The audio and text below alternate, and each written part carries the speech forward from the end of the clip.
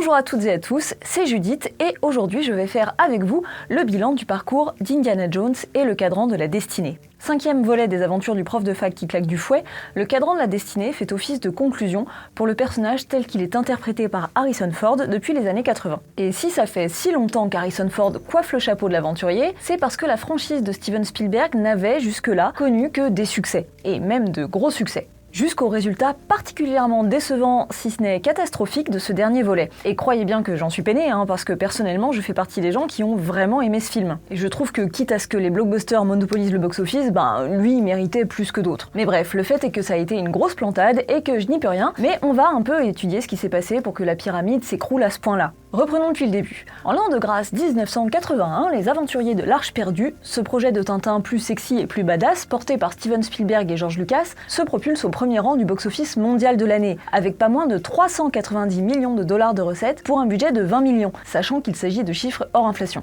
Le succès est donc énorme et évidemment ça entraîne une suite, d'autant que le deal passé par Spielberg et Lucas avec la Paramount est censé donner naissance à 5 films. Alors peut-être qu'ils ne s'attendaient pas à ce que ça prenne aussi longtemps d'avoir effectivement 5 films, mais bref, on verra ça plus tard. Indiana Jones et le Temple Maudit voit donc le jour en 1984 et, produit pour 28 millions, il est lui aussi un très gros succès puisqu'il amasse un peu plus de 330 millions de dollars de recettes. Alors oui, l'écart est un tout petit peu plus réduit que pour le premier volet et celui-ci ne termine que 3e au box-office mondial de l'année, derrière le flic de Beverly Hills et Ghostbusters, mais le professeur Jones reste à lui tout seul une entreprise très lucrative et un 3e volet arrive bientôt pour finaliser ce qui est appelé aujourd'hui la trilogie originale. Indiana Jones et la dernière croisade débarque sur les écrans en 1989, 5 ans après le précédent, et c'est encore un pari très réussi.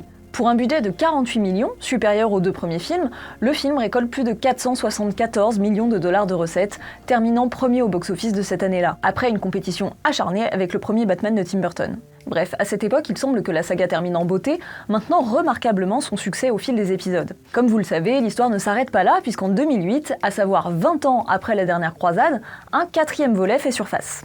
Oui, pourquoi se priver quand on peut se faire des attributs en or ? Ou en l'occurrence en cristal. On pourra dire ce qu'on veut d'Indiana Jones et le royaume du crâne de cristal, et d'ailleurs Mathieu lui a récemment consacré une vidéo pour montrer que finalement c'est pas un film si pire que ça, mais il faut croire que l'opération Nostalgie était une riche idée. En effet, Indiana Jones 4 devient rapidement le plus gros succès de toute la saga, déboursant un budget de 185 millions de dollars, mais ne rapportant pas moins de 790 millions de recettes. Au box-office mondial de 2008, il se place 2e derrière The Dark Knight et bat de très gros films tels que Kung Fu Panda, Quantum of Solace, Mamma Mia, Iron Man ou encore Wall-E. Bref, l'archéologue en a encore sous la pédale et il n'y a rien d'étonnant à ce que les créateurs décident de lui presser encore un peu plus le citron pour en tirer toujours plus de succès et de fric. Le gros plus, c'est que manifestement, le fait d'avoir laissé passer beaucoup de temps entre le dernier et le nouveau volet, quitte à revenir avec un héros plus âgé, n'a rien gâché, et au contraire. Alors ça n'est pas précisément pour cette raison qu'il a encore fallu attendre encore 15 ans avant d'avoir un 5e volet, mais toujours est-il qu'on pouvait penser que ça ne lui porterait pas préjudice d'arriver si tard. C'est donc après des années d'écriture, de réécriture, de silence radio, de rachat de Lucasfilm par Disney en 2012, etc., que le prochain film est officiellement annoncé. Il est annoncé en 2016, qu'il sortira en 2019. Je vais pas vous refaire toute l'histoire des galères liées au Covid et autres parce que c'est pas le but de cette vidéo, mais évidemment le film est encore repoussé pour moult raisons et réécritures, et Spielberg finit par quitter le projet en tant que réalisateur et ne garde que la casquette de producteur. Tandis que c'est James Mangold qui prend le relais à la mise en scène sur suggestion d'Harrison Ford. Bref, entre l'énorme succès du crâne de cristal et les délais de production, on commence à approcher la question qui fâche, celle du budget alloué au 5e volet. Parce que cette fois-ci, le budget n'a plus rien à voir avec les précédents épisodes de la saga. Cette fois-ci, c'est 300 millions de dollars qui vont être déboursés pour porter à l'écran l'aventure finale du professeur Jones.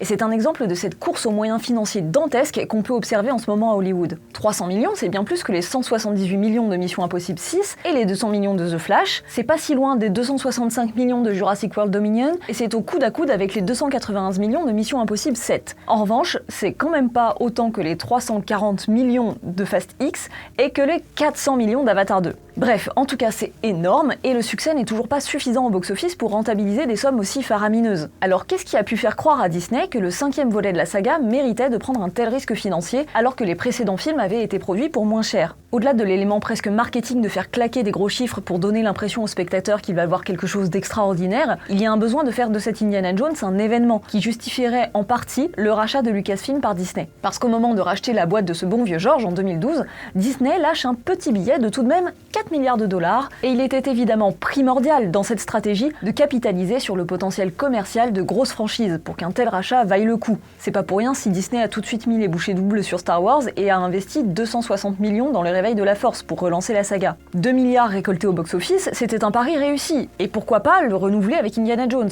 Sauf qu'il semblerait que le studio ait surestimé le pouvoir de la marque Indiana Jones, et l'effet comeback nostalgique déjà trop épuisé par le crâne de cristal. Mais le film aurait-il pu être produit pour moins cher? Difficile à dire. Avec Steven Spielberg, George Lucas, Harrison Ford et compagnie, c'est-à-dire beaucoup de salaires de stars à tous les étages, bien qu'Harrison Ford ait apparemment accepté d'être payé modestement pour l'ampleur du projet, la crise du Covid qui a forcément entraîné des coûts supplémentaires importants et le budget VFX, avec un gros accent mis sur le rajeunissement numérique de Ford dans la séquence d'ouverture, c'était logique que ça chiffre un minimum, et c'est donc là qu'on arrive à la catastrophe, puisque le verdict montre qu'Indiana Jones et le Cadran de la Destinée ne totalisent que 381 millions de dollars au box-office mondial. Oui, un chiffre qui semble faramineux pour n'importe quelle production moyenne, mais qui est une catastrophe pour un film ayant coûté si cher. Et non, avec 381 millions de recettes pour un budget de 300 millions, un film n'est pas rentabilisé. Tout d'abord parce qu'un budget de 300 millions ne comporte a priori pas la promotion, qui coûte elle aussi très cher, et parce que tout ne va pas dans la poche du studio qui a déboursé l'argent. Une partie du billet revient aux salles, dont la part grossit en fonction de la longévité du film. Bref, je ne saurais pas dire exactement combien le studio a récupéré, mais ça n'est clairement pas du tout au niveau de ce qui a été dépensé. Par ailleurs, quand bien même le film réussirait tout juste à se rembourser, ce qui est loin d'être le cas ici,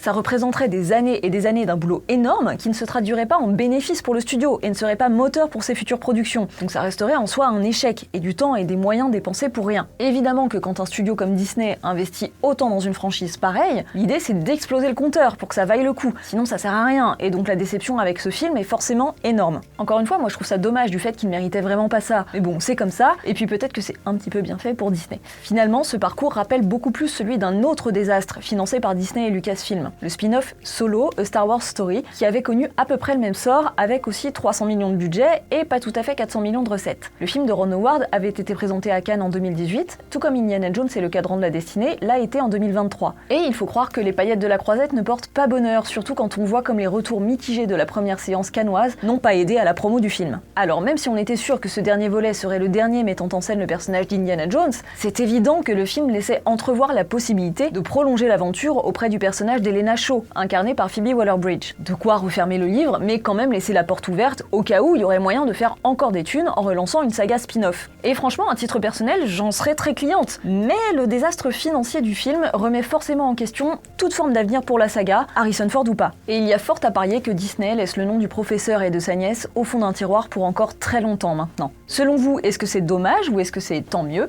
Dites-le nous dans les commentaires. Et en passant, ça coûte rien de liker et de s'abonner. En plus, ça nous aide à vivre et à faire vivre cette chaîne et notre site. D'ailleurs, tant que j'y pense, on a aussi un beau podcast depuis quelques temps. Un super podcast dispo sur toutes les plateformes d'écoute. Ça s'appelle La Réu d'écran large et on y parle de plein de choses comme la carrière de Margot Robbie, les films catastrophes, la saga Mission Impossible, les films de requins, bon et encore plein de trucs.